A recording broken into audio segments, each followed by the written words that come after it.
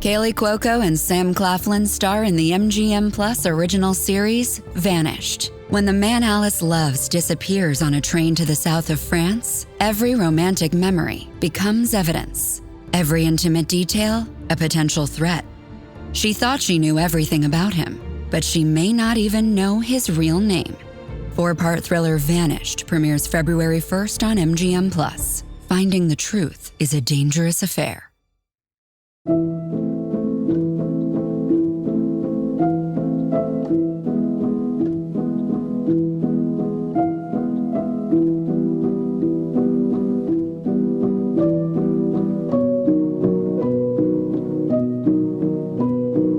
Hello and welcome. I'm Ray Review, back with another dark story. Today, we're looking at the disappearance of Mitrice Richardson. This is a case built on a lot of contradictions and a lot of unanswered questions. Why are there so many unanswered questions? Well, because in 2009, 24-year-old Mitrice Richardson vanished without a trace after being released from police custody.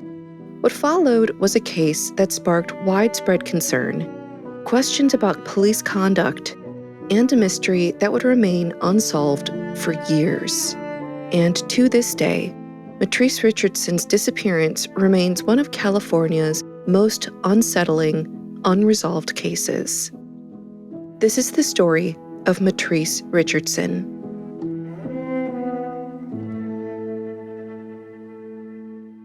Before we start, a quick reminder that, as the title implies, I tell a lot of dark stories on this channel, and while they matter, they can be heavy. So please listen and watch with care. But if you like spoken true crime stories, please like this and follow the channel. Not only will you be notified when a new story drops, but it helps the channel so much. And if you'd rather listen, you can always catch the Ray Review Dark Stories podcast wherever you get your podcasts. Thank you for being here and for supporting these stories. Now, let's dive in. Mitrice Richardson was raised in Los Angeles, California. Friends described her as bright, warm, funny, and thoughtful. She earned a degree at college in psychology and seemed to be on a path toward success. Mitrice had also battled with mental health and a series of personal challenges. In the months before her disappearance, Mitrice had started to exhibit some signs of erratic behavior. She had been experiencing hallucinations and was reportedly talking about mystical, almost delusional things. Her friends and family were worried, but they did their best to support her. Mitrice had been diagnosed with bipolar disorder, and her condition seemed to be getting worse. On September 16, 2009, Mitrice went to dinner at an upscale restaurant named Jeffrey's in Malibu, California. The staff and patrons at the restaurant described bizarre behavior and that she was saying strange things. Her behavior was unusual enough for the restaurant staff to notice, and she was eventually asked to leave. The staff also claimed she was unable to pay her $89 restaurant bill, so the police were contacted. When deputies arrive, the police walk in to evaluate the situation. When they met Mitrice, they administered a field sobriety test and determined she was not intoxicated. She was not under the influence of any substance. They determined that she was not a threat, but she was in a state of confusion. It was pretty obvious that Mitrice was in a state of distress. However, she was arrested on charges of suspicion for not paying the meal and the possession of less than an ounce of marijuana. So she was taken into custody. So by now, it's late at night, and Mitrice Richardson is in police custody. And here's where things get even more confusing.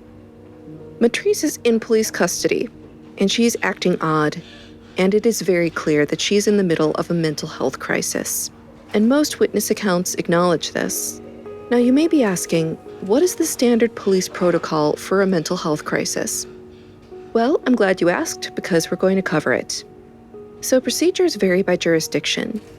But generally, it does involve some sort of initial safety assessment and the potential for de-escalation. That's the ideal, that's the goal, but that's not what happened here. Far from it. Mitrice, despite being in an obvious state of distress, was not provided a psychiatric evaluation, despite showing clear signs of a mental health crisis. Police did not take her to a medical facility or hold her for proper evaluation. Mitrice's own mother even called the police station to express concern and specifically asked the police not to release her that night. Mitrice's mother said she will pick Mitrice up first thing in the morning, but please keep her at the police station overnight because I'm worried. So despite all of that, for whatever reason, all of these requests were ignored. Instead, the police decided to release Mitrice from jail. But not only that, they released her from jail at 12:28 in the morning, in the middle of a mental health crisis, with no means of transportation, a cell phone with a dead battery, and no money. What's even stranger is Mitrice was dropped off in a bizarre spot. She was dropped off by deputies in a Malibu Canyon area, miles away from her house, really in the middle of nowhere. And it was cold that night, and she wasn't provided a coat or a jacket. And there was no plan for how she would get back to safety.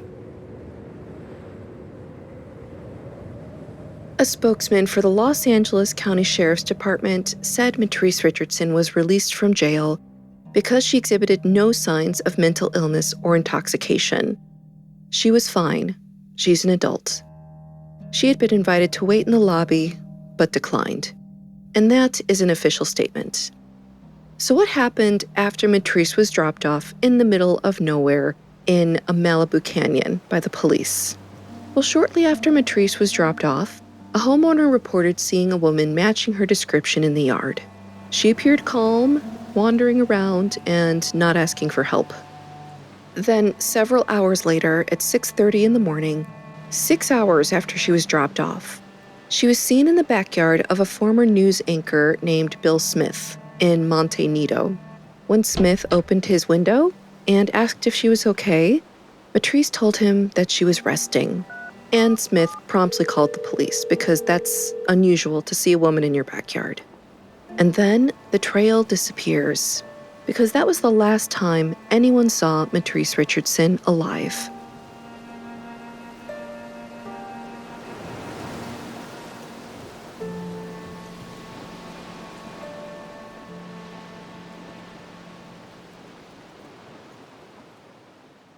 So, Mitrice's mother, whose name is Lettice Sutton, was immediately alarmed when she wasn't able to reach her daughter. She knew immediately that something was terribly wrong. Lettice and Mitrice had always been in close contact, and the lack of communication was completely out of character for her. Mitrice had no reason to stay away from her mom. Lettice had reached out to law enforcement and wasn't really given any assistance in the early stages of the search for Mitrice. And for nearly 2 weeks, Mitrice's disappearance remained a baffling mystery. Her mother and others launched their own efforts to find her, calling on volunteers and handing out flyers. The case made headlines, and the search intensified. As more time passed, the situation became increasingly alarming. Because how could a 24-year-old woman with no history of running away simply vanish into the vast and rugged terrain of a Malibu canyon that she was ill-equipped to handle? Then, months later, in late September, something horrific surfaced in that Malibu canyon. Hikers stumbled across a human form deep in the brush. It was Mitrice. Her remains were found in a steep, remote area not far from where she'd been released that night. Alone, disoriented, without a phone, money, or car. The scene was chilling. She was partially exposed to the elements, heavily decomposed, not wearing any clothes, and mummified. And her placement raised more questions than answers. Some investigators whispered that her body looked intentionally concealed. Others insisted the terrain itself could have hidden anyone. But the bigger question was, how did she get there? And what happened to her? When the coroner examined her, they couldn't determine how she had passed away. There were no clear signs of trauma. There was nothing definitive. And her body was so decomposed, it was really difficult to get a clear answer. And for a grieving family, silence is its own kind of cruelty. So speculation grew. Was this a tragic accident? A young woman who was in crisis, who became lost, dehydrated, and vulnerable to the elements? Or could someone have taken advantage of her vulnerable state after she was released? But most importantly, why had the police abandoned her in the middle of the night, in the middle of nowhere, in the middle of a mental health crisis? Police acknowledged she was acting strangely. They knew she didn't have a safe way home.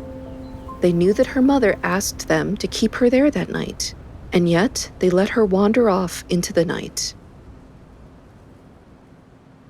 For years, this case sat in limbo, officially open and stagnant.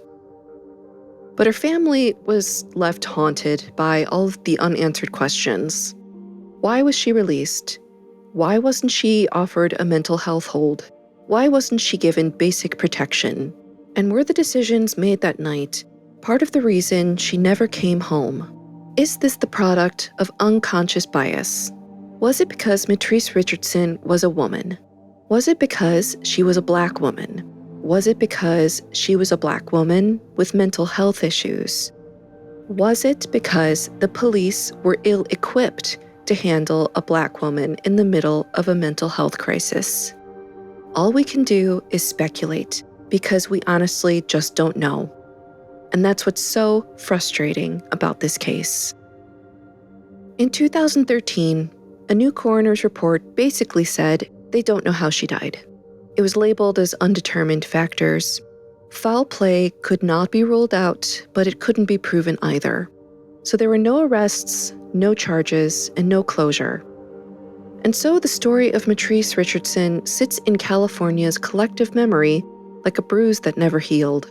A 24-year-old woman, vulnerable and in distress, released without support and later found dead under circumstances that made absolutely no sense.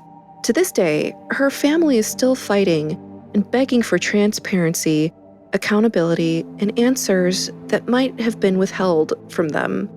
And the truth is, Mitrice's case forces us to confront a painful reality. When someone is in the middle of a mental health crisis, the system meant to protect them often doesn't, and the cost of that failure can be irreversible. It shows that the stigma around mental health still has a ways to go, and another reason why people with mental illness may not want to come forward. Her disappearance and death remain one of California's most haunting mysteries, and recent. This happened just in 2009. But more importantly, it serves as a stark reminder of what happens when vulnerability meets indifference, and how desperately we need systems that treat people with the care and humanity they deserve. At the end of the day, Mitrice Richardson's story isn't just a mystery, it's a mirror. It forces us to look at the cracks in our system and the moments where human beings fall through them.